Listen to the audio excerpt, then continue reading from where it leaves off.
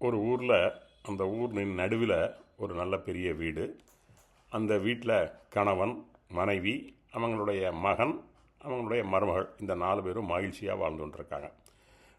அந்த இல்லத்தரசர் அவர் வேலைக்கு போயிட்டார், அவங்களுடைய புதல்வனும் வேலைக்கு போயிட்டார். இந்த 2 பெண்மணிகள் மட்டும் வீட்டில் தனியாக இருந்தாங்க. அப்போ வாசலில் ஒரு 3 பெண்மணிகள் வர்றாங்க. வந்து அந்த திண்ணையில் உட்காந்து பேசிகிட்டு இருக்காங்க. இந்த பேச்சு சத்தம் கேட்டவுடனே அந்த இல்லத்தரசி வெளியே போய், என்னம்மா நீங்கள் வந்திருக்கீங்க, வீட்டுக்குள்ளே வந்து உட்காருங்களேன், அங்கே காஃபி சாப்பிட்லாம் அப்படின்லாம் சொல்லி அவங்கள கூப்பிட்ருக்காங்க. அவங்க சொல்லியிருக்காங்க, உங்கள் வீட்டுக்காரர் இருக்காரா அப்படின்னு கேட்டிருக்காங்க. இவங்க இல்லை, வேலைக்கு போயிருக்காருன்னு சொன்னோன்னே, இல்லை எங்களுக்கு ஒரு கொள்கை இருக்குது, அவங்க அவங்க இல்லைட்டா நாங்கள் வரமாட்டோம், அவங்க வந்தவுடனே சொல்லுங்கள் நாங்கள் வர்றோம் அப்படின்னு இந்த 3 பேரும் சொல்கிறாங்க.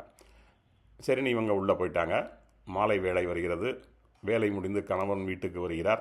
வீட்டுக்கு வந்தோன்னே வெளியில் 3 பெண்கள் உட்கார்ந்திருப்பதை பார்க்கிறார். உடனே வீட்டுக்குள்ளே வந்து மனைவிட்ட, வெளியே 3 பேர் உட்காந்துருக்காங்களே, யாரெல்லாம் அது, உனக்கு தெரிஞ்சவங்களா அப்படின்னு அவர் கேட்கார்.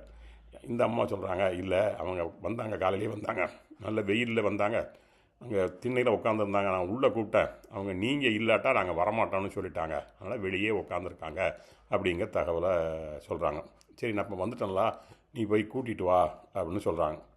இந்த அம்மா வெளியே வந்து, கணவர் வந்துட்டார் அப்படின்னு சொன்னோன்னே, முதல் பெண்மணி என்ன சொல்கிறாங்கன்னா, நான் வந்து செல்வம், 2வது இருக்காங்களா இவங்க வெற்றி, 3வது இருக்காங்களா அவங்க பேர் அன்பு, நாங்கள் 3 பேர் இருக்கோம், நீங்கள் யாரை வர சொல்கிறீங்களோ அவரை நாங்கள் வர்றோம், ஆனால் 3 பேரும் நாங்கள் சேர்ந்து வரமாட்டோம், யாராவது ஒருத்தர் தான் வருவோம் அப்படின்னு இவங்க சொல்கிறாங்க. ஸோ அந்த அம்மா வீட்டை போய் கணவர்கிட்ட போய் இப்படி அந்த அம்மா சொன்னதை சொல்கிறாரு. உடனே அவர் யோசித்து பார்க்காரு, நம்ம அந்த செல்வத்தை உள்ளே வர சொல்லுவோம், ஏன்னா செல்வம் நம்மகிட்ட இருந்ததுன்னா நம்ம நல்லா வளமாக இருக்கலாம், அதனால் நீ அவளை வர சொல்லு அப்படின்னு சொல்கிறாரு. இந்த அம்மா சொல்கிறாங்க, எங்கள் செல்வம் இருக்குது, நம்ம வெற்றியை வேணாலும் கூப்பிடுவோமே, வெற்றி வந்தால் நமக்கு வெற்றி மேலே வெற்றி வரும், நமக்கு பேரும் புகழும் கிடைக்கும், அதனால் நம்ம அவங்கள கூப்பிடுவோம் அப்படின்னு சொல்கிறாங்க. இவங்க 2 பேரும் பேசுறதையும் கேட்டுட்டு இருந்த அந்த மருமகள்காரி அவங்க வராங்க. வந்து, அம்மா இந்த செல்வம் வெற்றி இதுக்கு பதிலாக நீங்கள் அன்பு அவங்கள உள்ளே கூடுங்க, நம்ம எப்போவும் அன்போட பாசத்தோட கலகலப்பாக இருக்கலாம் அப்படின்னு அவங்க சொல்கிறாங்க. இதுவும் நல்ல யோசனையாகப்படுத அப்படின்னு சொல்லி அந்த கணவன் மனைவி 2 பேரும் சேர்ந்து அந்த அன்பையே உள்ளே கூப்பிடுவோம் அப்படின்னு சொல்லிட்டு இந்த வீட்டம்மா வெளியே போகிறாங்க. இந்த அன்பு நீங்கள் உள்ளே வாங்க அப்படின்னு சொல்கிறாங்க.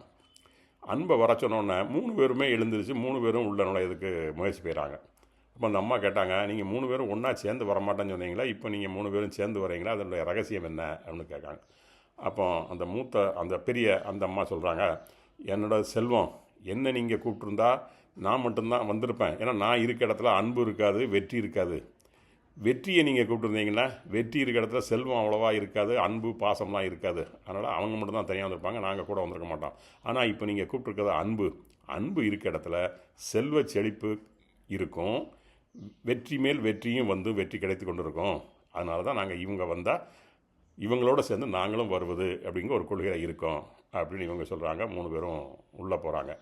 அப்போது அன்பு இருக்க இடத்துல செல்வம் நிலைத்திருக்கும், வெற்றி தொடர் வெற்றியாக வந்து கொண்டே இருக்கும் என்ற உண்மை இதன் மூலம் தெரிகின்றது.